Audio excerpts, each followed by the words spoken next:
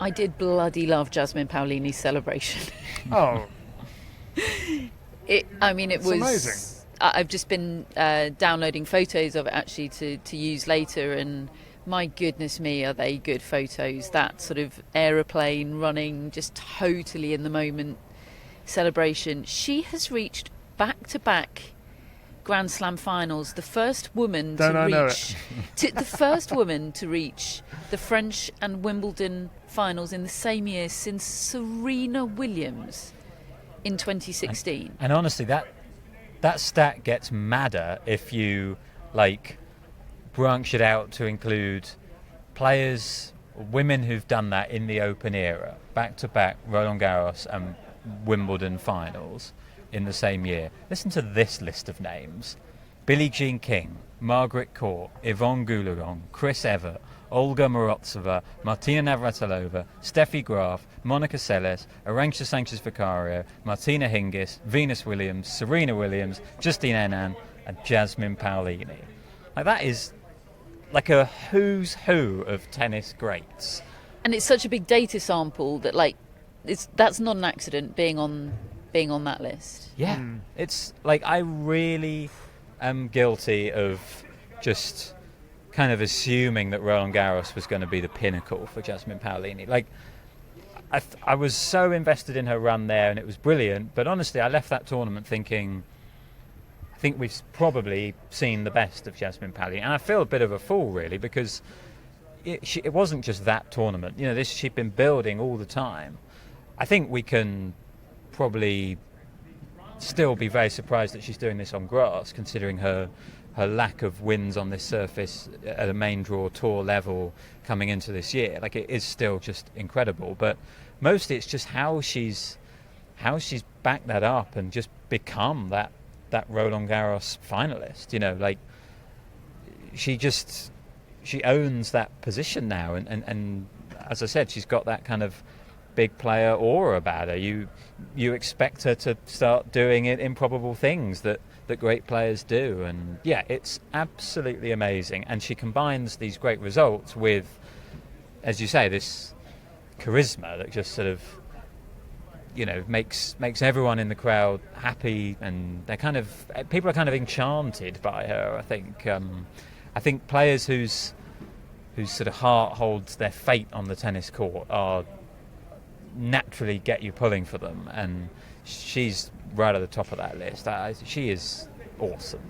And I know we have a bit going with David and his big Jasmine Paolini dismissal of 12 months ago, and it is extremely funny. It was on this table. Don't get me wrong. David Law picking Jasmine Paolini, plucking her out of an infinite list of names as an example of a good draw at Wimbledon 12 months on is extremely funny. However, David, the cavalry is coming, because prior to this year, and she's reached fourth round of Australia and now back-to-back finals, she could end up being a champion here.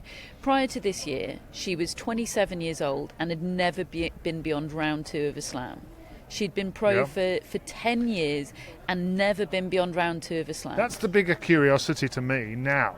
Now that I know what I know, now that what I've seen, now that I've seen what I've seen, somebody who looks so complete. She's got firepower off both wings. She moves incredibly well. Yes, the second serve feels attackable, but lots of players' second serves are attackable. She's doing it on clay and grass. There's no reason why she won't do it on hard court. She's already won Dubai, so we know she can.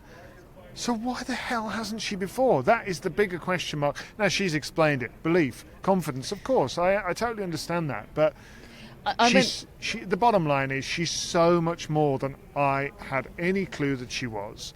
And I mean, look, I did go in her press conference after the match, and I asked a very self-serving question to her. I said, Jasmine, help me clear my name. If I asked you a year ago, or if I said to you a year ago, you're going to be, this time next year, a Roland Garros finalist, runner-up, and you'll be in the final of Wimbledon, what would you have said? She said, I would have said you were crazy. Validation from yes, the woman Jasmine, herself. thank you. I just about avoided saying thank you. But no, I mean, look, that's where I was coming from. I was absolutely wrong.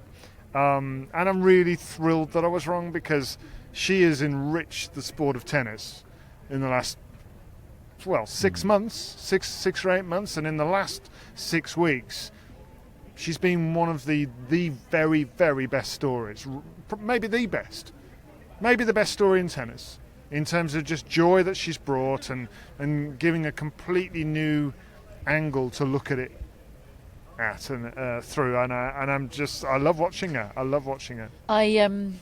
I went back earlier and tried to find some YouTube footage of her matches pre this year to try and figure out what looked different. And good luck with those highlight packages. yeah, so I ended up deep in the pandemic, which was a God. bit of a downer. So I didn't dwell. I do intend to do some more research, but I watched a match between her and Simona Halep in Rome 2020.